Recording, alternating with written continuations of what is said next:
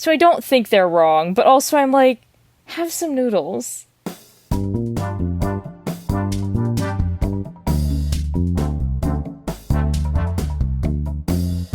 Welcome to Baggage Claim, an unofficial Jet Lag the Game companion podcast. We're continuing our off-season tradition of rewatching past seasons while waiting for the next one. Today, we're unpacking episode 4 of season 2, Circumnavigation. I'm Casey. I'm Kira. And I'm Jaya. Kira, what was your most recent human-powered water excursion? I went rowing maybe 2 weeks ago. It's the summer, so there aren't a ton of people here, but I went rowing in a 4. Jaya, what about you? I recently joined a master's team local to me, and so I most recently went out, 2 Sundays ago? I think actually the most recent time I was in a boat that I was powering myself was actually for my mom's birthday and Mother's Day. Ooh. We went ocean kayaking in Santa Barbara, which was incredible. Awesome. It was so much fun. And speaking of kayaking, let's jump into the recap. In this episode, the season shifts slightly away from high-stakes game show and closer to a Team Batum travel vlog. Ben and Adam start the episode by completing the bungee jumping challenge, instilling a newfound fear of heights into Adam's psyche. Meanwhile, Sam and Joseph land in Singapore to see that the bungee jumping challenge has been stolen from under their noses, and they have to pivot. Ben and Adam go kayaking to travel 1 mile under human power for a challenge, and they learn that kayaking after traveling for over 40 hours without sleep is tough. Ben also discovers that Row, Row, Row Your Boat is the song that, quote, has the Merrilies. I love that. They reach their rest period, which clearly couldn't come soon enough, as we get some shots of them sleeping while standing up on public transport. But the titular jet lag also catches up with them, and both Adam and Sam wake up at 4 a.m. They can't do any planning during the rest period, but as soon as the game restarts, both teams are off to figure out their next legs. Ben and Adam book travel to Australia to meet the distance requirement for official circumnavigation. And after looking at a few different route options, Sam and Joseph decide to go for a Hail Mary option of getting a direct Singapore to San Francisco flight, a super expensive option that would require them gambling their budget to meet the price. Sam and Joseph try unsuccessfully to catch a fish, while Ben and Adam eat delicious-looking Michelin star noodles for their next few challenges. The episode ends with an iconic jet lag moment as Ben and Adam's plane is delayed because it got hit by lightning. To conclude our recap, I've come up with a title to highlight the most important moment of the episode, which for me, it just made me laugh so much. I think that the Merrilies is just such a funny phrase that Ben said. Yeah. Oh, it's yes, iconic. This is the one with all the Merrilies. Oh, this is the one with the Merrilies? As people So always funny. say. Do you have any alternate titles?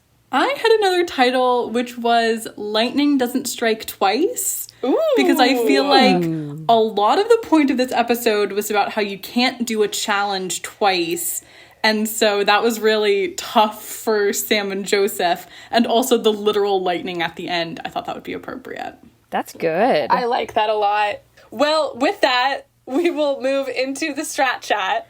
Still with me. So Yay. Welcome back to the Strat Chat, our segment where we break down the strategy and gameplay of the episode. I want to talk about the routes both teams have planned for the final 40 hours of the game. Ben and Adam decide to head down to Australia for the distance requirement, with onward travel to Fiji and then to the US.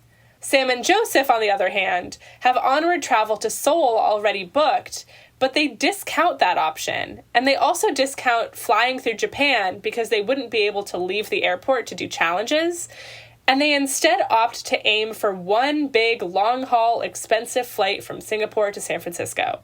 What do you both think of these routes? And I'm especially curious about whether you think that there were other viable options for Sam and Joseph, besides this super expensive long-haul flight. I am kind of curious. I don't think I really fully understood why they completely discounted the flight through Seoul. Would they have been allowed to leave the airport if they had onward travel? Like, could they have done a challenge in Seoul? I think they could have, but the problem was that they couldn't get the onward travel because everything was really expensive. So if I understood correctly, I think their thought was no matter what, they would need to make a ton of money. So they would either need to make a ton of money to book the flight from Seoul to LA or San Francisco, or they would need to make a ton of money to book the flight from Singapore straight to LA. And I think a big strategic, dare I say, blunder is that they started making decisions in order to just beat the other team instead of to complete the goal, which was to circumnavigate. Yes. And I think that that's really something that was tough to see because they have no information from the other team. And so for all they knew, Ben and Adam could have been having a really hard time. They could have been stuck somewhere. There could have been a fully delayed or canceled flight. They could have lost a lot of money. And so I think that with this kind of system where you have so little information about the other team, I'm pretty hesitant towards Hail Mary options because it's not always clear whether you'll need the Hail Mary. Whereas if they had tried to make a lot of money in order to take a safer option, which would be going from Seoul somewhere else. So like even if they were able to make enough money to book from Seoul to Tokyo or whatever, and they don't take that second flight, but they can still get to Seoul and make some more money. Yeah. Like, I think a key challenge there was that Sam was like, oh, but we would still get there too late. Like, flying through Seoul would take too long and Ben and Adam would beat us, but they don't know that for sure. I think that's such a good point. I really agree with you, and I hadn't really thought about it like that because so many of the assumptions that Sam made about the other team were right. Yes. And so I had not even considered the fact that, like, he could have been making completely wrong assumptions and he would still be basing a lot of what Team Jam did on those assumptions. And yeah, I hadn't thought about it because he was typically pretty correct. But I do think in a game where you are so unsure about what the other team is doing, even if you think you have a really good idea of what they're doing, even if you're pretty sure you're right, you should really be focusing on just your own plan. I think this is such an interesting point because I do think that it was from the very beginning. Like, it was from Sam and Joseph's first move to go to Cancun because they thought that they could get there and then get to Europe faster than Ben and Adam, who I think they correctly predicted would be going through New York. It seems like that was the mentality they had from the very beginning of the game. I really wanted to come back to, Kira, your point about potentially booking onward travel that they wouldn't have taken from South Korea, because that sort of seemed like a given of something that Ben and Adam were doing, where they were like, yeah, well, of course, we'll just, like, need a couple $100 extra to book whatever is cheapest, and we're probably not going to take that. Sam and Joseph, on the other hand, really only wanted their outbound travel from a country to be what they were going to take. But, I mean, Seoul and Tokyo are not that far apart. There likely were some decently cheap flights between the two of them, and regardless of if they could take them, I think that's something that they should have considered, of being able to get to Seoul and then maybe get on a roller coaster or something. Right, exactly. Across this season so far, which do you think has been more strategically advantageous? Stringing together a few more shorter, cheaper flights, or taking only a few long, expensive flights? I think they really decided that the long, expensive flights were strategically the best ones to do. And I do agree with them, but I think part of why I agree with them is based on the context of when they were filming this. Yeah. They were filming with a lot of COVID restrictions on international travel, and a lot of airlines even having still pared down schedules. Yeah.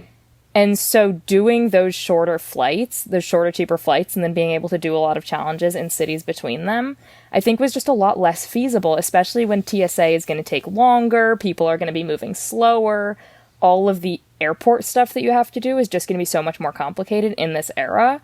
And so that's something that I think about when I'm thinking, like, circumnavigation could work better with a few rule tweaks, a few changes, and just based on how much traveling has changed in the last couple of years. I think they probably planned the season during lockdown or before lockdown when they were thinking, okay, maybe travel is going to be completely normal again. And I would love to see how it played out once travel was completely normal.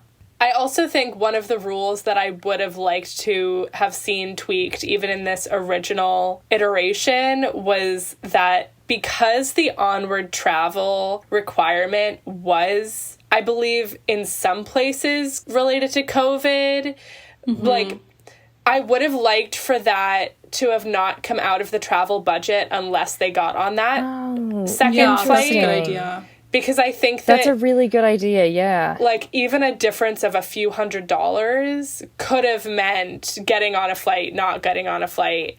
And so needing to think about, okay, with these challenges, going a little bit higher to book an extra flight, I think would have just been nice to see that not come out of the travel budget entirely.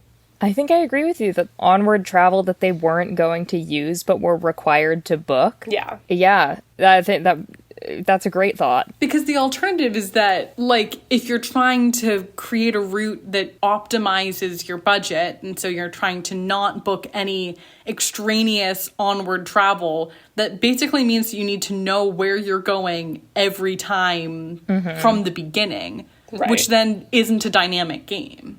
Right. Yeah, like, at least you need to know where you're going 2 steps ahead of where you're at. And I mean, I think that's sort of how we ended up seeing Ben and Adam playing at the end was, yeah, they had the flight to Australia booked already, but the money they were trying to gain in Singapore was for the outward flight from Australia. Right. And so you have to be sure about one route that you're taking and then be earning budget towards the second one at any given time. And I think that just might have made for a more stagnant game. Yeah. Exactly. There will be more to discuss about the last legs of this season, but with that, I will pass things over to Kira. Thanks, Casey. Welcome back to Jet Lag Confessional, where I bring in a sin from this week's episode and we decide whether it can be forgiven. The sin I'm bringing in this week isn't about how a challenge was completed, but rather is about how a challenge was not completed. I'm talking, of course, about the moment when Sam and Joseph arrived at their Michelin star restaurant, waited in line for food, and then didn't end up eating there, despite the fact that neither of them had eaten since breakfast. What do you both think? Is this a sin? And if so, how severe is it? I think this is a sin. I think it's a minor sin. I don't think it's the most egregious sin. But especially looking at how delicious that food was. Oh my god, those noodles looked it. insane. And I don't know that they would have necessarily gained a bunch of time by leaving immediately. Like, just sit down and have the food and strategize over the food. They should have, instead of, like, they're gonna be sitting down to strategize somewhere at some point anyways. Yes. I think this is a sin, but the sin is not in terms of jet lag, the sin is in terms of not taking care of themselves. Yes, exactly. Exactly. So they did sin, but were they wrong, and can we forgive them? I do think that they were wrong for not eating. But again, kind of just in the early jet lag way of not taking care of themselves. Yeah. Kind of in a similar way as Adam with his selection of pastries for the pastry mile. I was like, you knew what you were going to have to do. You could have chosen something smaller. But I do think I can forgive them. I just think that they really deprived themselves. They already waited in line. They got there. Although they perhaps were already in line. They wouldn't have cash. We did get that glorious sequence of Ben sprinting to get cash, which I really enjoyed. I don't know if they were wrong, because I do think that the early jet lag seasons really are...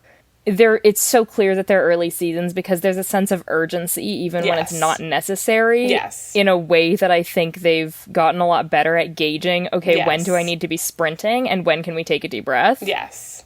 And I'm just like, it's season 2. They haven't learned when they're able to take a minute, sit, chill, eat lunch yet. So I don't think they're wrong, but also I'm like, have some noodles. Yes. Calm down, my boys. Literally. I think I do agree with that. Well, we'll let this one be a quick one. So we'll say, Sam and Joseph, you did sin, but it's okay this time. And with that, I'll pass it over to Jaya. Thanks, Kira. So in this episode, Ben and Adam's plane gets hit by lightning. Ah! So I am here bringing you a classic train of lies, or maybe a boat of lies, or maybe a plane of lies. Because today, I'm bringing you 3 stories of times that methods of transportation got struck by lightning. and I need you to tell me which one is true. So our first story is a little shorter than the other two because I wanted to start us off with just a bit of context about lightning. Because lightning is a large-scale electrical discharge between two charged regions in the atmosphere. These charged regions can get created when there's a lot of movement within a cloud, as particle collisions and friction can cause parts of a cloud to become charged. And when the difference in charge between two regions gets big enough, so say between two different clouds or between one cloud and the ground, lightning can be triggered. This lightning is the pathway for charge exchange, allowing the two oppositely charged regions to become electrically neutral. Because airplanes go through and stir up a cloud, they actually often can trigger lightning strikes while they're flying through the charged region of a cloud. And in these cases, the lightning actually originates at the airplane and then extends away in an opposite direction. But because of this, planes are completely built to withstand lightning strikes, and there hasn't actually been a crash involving lightning since the 1960s. It's estimated, or at least in 2001, it was estimated that every plane was hit by lightning once a year. Whoa! Yeah. That's pretty awesome. Right? Yeah. Now, okay, all of that was true. But our story for this first car of the train comes from this process of lightning being brought back into popular sports knowledge recently when the tennis star Alexander Zverev's plane, which was also filled with some other tennis greats, was struck by lightning on their way to the French Open this year. They took off from Hamburg in the early evening, got struck by lightning almost immediately, and had to turn around and do an emergency landing back in Hamburg. Everybody was fine, but Zverev didn't end up getting to the French Open until 3 a.m. the next day, and yet still managed to make the quarterfinals, only being beaten by Novak Djokovic, who's the guy who broke the record for a number of weeks spent ranked number 1 in the world. In 2015, in Cincinnati, Ohio, a train was struck by lightning. Now, this isn't usually that big of a problem, because trains, like planes, are metal, and so the outer shell of them is able to channel electricity through the wheels into the ground. It might cause brief electrical outages, though, and that's exactly what happened in Cincinnati. The electrical outage caused the locking mechanisms on some of the doors to fail, resulting in approximately 2,200 baby pigs being set loose into Greene County when the train stopped at a station for routine checks after the lightning strike. Fire and police agencies from around the area worked through the night and into the morning to wrangle the pigs back into trailers, but a couple hundred may have managed to evade capture and start a new life in Ohio. Oh my god. Wow. Finally, a lightning strike ended up being a blessing in disguise for researchers at the South African Shark Conservancy in 1973. As can be par for the course with summer thunderstorms that come out of nowhere, a boat of researchers was trying to outrun a storm back to dry land when lightning struck the water nearby. One person was injured but was ultimately okay, and the surge of electricity in the water actually attracted the shiver of sharks they had been attempting to observe in the first place, Whoa. giving them an unprecedented look at shark behaviors when responding to electricity. Whoa. Which one of those is true? I have an immediate thought, which is that I desperately need the 2,200 baby pigs to be true. I fear that it's not true because I could see you reading that story and making up, like, I could see that being like, a criminal decided to be silly and just unlock the doors. Like, I could see... And release pigs into Ohio. Like, I could see that happening for a different, unrelated reason. But, I really want it to be true. The boat lightning strike also feels interesting to me. Mostly, I guess I'm going for the ones that I hope are true. The airplane with the tennis champs is the least exciting to me because it doesn't involve rogue animals. It rather involves rogue tennis stars. Well, but that one I can see being true. I was trying to remember, because, like, I read a lot of tennis coverage. Oh, no. And I was trying to remember if that was something that I read about, and I just don't really pay that close attention to the French Open in comparison to other It Grand sounds Slams, reasonable. so... Like, it sounds vaguely familiar in the sense that, like, I'm sure something like that has happened that I've read. But could a detail be changed to make it not true, right? Like, could maybe because he had to turn around because the plane was struck by lightning, maybe he didn't make it to the French Open at all. I think that I want the boat with the sharks to be true the most. So I'm going to say that because I'm actually really curious how sharks respond in thunderstorms and like with electrical, because they sense like, their prey electrically. Right. Yeah, that's right. And they're such interesting creatures. Like, they're so old. I recently read an article about how sharks are older than the North Star. Yeah, and they're older than trees. Like, that's wild to me. And you don't think about it, but sometimes you do look at a shark and you're like, Go wow. Grandpa. The ocean is crazy. The ocean is crazy. What they are doing down there in terms of animal innovation is startling. Like, truly, it's not even innovation. It's innovation that happened, like, millions of years ago. Also, wait, I have one clarification to make about the North Star, is that sharks weren't born before the North Star, like, was born as a star. It's just before the Earth's North Pole pointed at Polaris. Right, before the North Star became north. Yeah. Because the Earth's axis is on, it wiggles like a top. Right, It's called precession. And so, like the direction of the axis, I want to say it's on a 26,000 year cycle. And so we just happen to be really lucky that right now we are living at a time where North Pole is pointing approximately at a star. Right. The Earth is wild. This is where I deeply, like... And some people listen to me say this and they're like, you've gone too spiritual woo-woo for me. But, like, as a physicist, I think that science is magic. Like, you cannot tell me that just because we have assigned concepts and terms to certain phenomena, that what is happening is not actually magic. I love that. Because, like, we're explaining it the best way that we can, but we have no proof that we're right. It's just the way that works. I feel this so strongly because I feel like we really throw around magic as being like things that don't have explanations of being and like, then we go there and call something dark energy. Where we're like, teleport, like, if I were to wave a wand and then do, that's magic because there's no explanation for it. And it's like, no. Like... Yeah. No, like, what do you mean a pure feeling. vacuum wants to expand? Because that's dark energy. It's crazy! Like, what do you mean empty space has energy? And all of that being said, I do think mermaids exist. And they're in the ocean, and we just don't know where they are. Yeah, I would believe that. If somebody told me that with enough confidence, I would be like, cool. Like, we just haven't looked in the ocean that much. Yeah. But also, I also, if we're gonna get into this, I love the idea that these mythological creatures do exist, and it's just that it's not going to be like a little human with wings that speaks English. Like, a fairy is going to be something. Like, a fairy is a kind of butterfly that someone was like, that's crazy and magic. Okay, well, here's we simply must get back on track, but we can't until I tell you about cyclopses. Okay, so when animals end up on islands, evolution basically converges on sizes for them, because really large animals suddenly don't have the prey populations that they had, but then really small animals suddenly don't have the predators that they had. So small animals get big and big animals get small when they go to an island.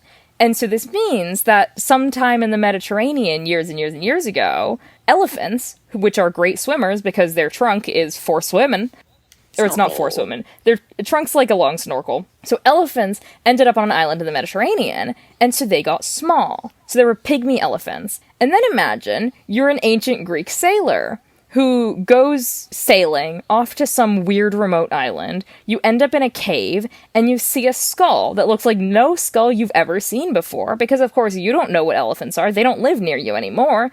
And so you see a skull that's like roughly human skull sized, a little bigger, and just has a big-ass hole in the center. And of course, we know that that big-ass hole in the center is for where the elephant trunk attaches to its face. However, you see a big-ass hole in the center of a skull, you think it's an eye socket. And so Cyclops myths come from the pygmy elephant skulls from when elephants were on islands and got small. Doesn't that give you chills on your whole body? Yes. Literally, yes. Anyways. So I think that the lightning sharks is true. I could see that being true, but I'm going to guess the train one with all the baby pigs. I got you both. It was the boring one that was true. No, I wanted it's still the lightning cool. sharks. One of the So pigs. the train pigs in Ohio was actually inspired just by a truck that crashed in 2015 and set a bunch of pigs loose. Yeah, So there it was still a are very pigs silly in story. Ohio. Yeah, so there were pigs set loose after something crashed, but it was a truck and it had absolutely no relation to lightning. Yeah. You know what? I'll take it. The sharks, I was 100% fabricated. No! It was last night I was getting in bed and I said, Maddie, help, I need to come up with a train of lies. And they said, lightning, sharks, electricity. And I said, oh, I can spin that into a good story. And Maddie knew that the scientist in me would be drawn. Well, it's that's because a they're beautiful also, lie. they're Yeah. a biology guy. Yeah, that's evil. They used their science against us. Wow. Yeah, the only true thing about that story was that the South African Shark Conservancy exists. Well, at least that's good. Yeah. Well, thanks for playing my train of lies. That was a fun little detour. And Casey, I'll pass it back to you for a Rosebud and Thorn. Thanks, Jaya. Kira, what are your rose, bloom, and thorn? My rose is that I love watching Adam and Ben have such a good time. Yeah. It makes me think a lot of New Zealand when they were mostly picking their route based on what challenges they thought would be fun. But they just seemed like they were having a great time in Singapore. All three of their challenges in this episode seemed really fun. And I know Adam had a stressful time with the bungee jumping. But even that, like, these are tourist things to do. They looked really enjoyable. My thorn, maybe this belongs more in the next episode, but I'm saying it here too, because even just hearing about Sam and Joseph's plan to get blasted drunk and then gamble all their money, it makes me feel queasy. Oh my god. And my bloom is pretty linked to my rose, but specifically my bloom is Adam and Ben kayaking. It's maybe my favorite kind of challenge, and it really reminds me of the cream trip in New Zealand, so we'll be seeing more of this in future seasons, which is exciting. Jaya, what about you? My rose was Adam taking Ben's glasses to read the noodles menu from far away. That just really cracked me up. As a fellow nearsighted being who sometimes takes other people's glasses, I felt so seen.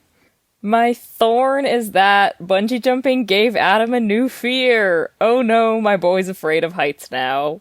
And my bloom is that this is not the last time someone panics and sprints to an ATM to get some food for a challenge. And that That's rules. so true. You're so I didn't even specific. realize that. Yes. I didn't realize exactly how specific it was until he started running, and I was like, oh, that does happen later. Yes. My rose is that those noodles just looked so good, and I wish that I could be eating them too. Yeah. My thorn is that I was so haunted by the gambling failure of this season that I haven't rewatched it, and I guess I didn't remember that Sam and Joseph decided to go with gambling kind of early on with, not a ton of money in their pocket, but not nothing. Like, pretty quickly after the rest period, instead of what I guess I remembered it being as a last-ditch effort, which makes it even more stressful for me.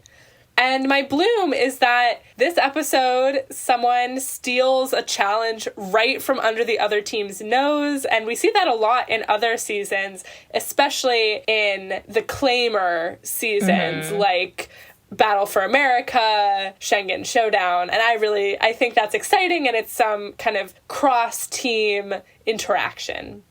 And with that, thank you for waiting at Baggage Claim. Let us know your thoughts on socials at baggageclaimpod or over email, which is in the episode description. If you're enjoying the show, please leave a comment or give us a follow. We'll see you next week as we continue our off-season coverage at the Thunderstorm Baggage Claim. Grab a book, get cozy, and watch your bags get struck by lightning outside. Goodbye. Goodbye. I do really enjoy thinking about the implications of the Cars multiverse. Like, Yeah, there's a lot of implications there. The Pope is a car. Yes. Interesting. So true. Interesting.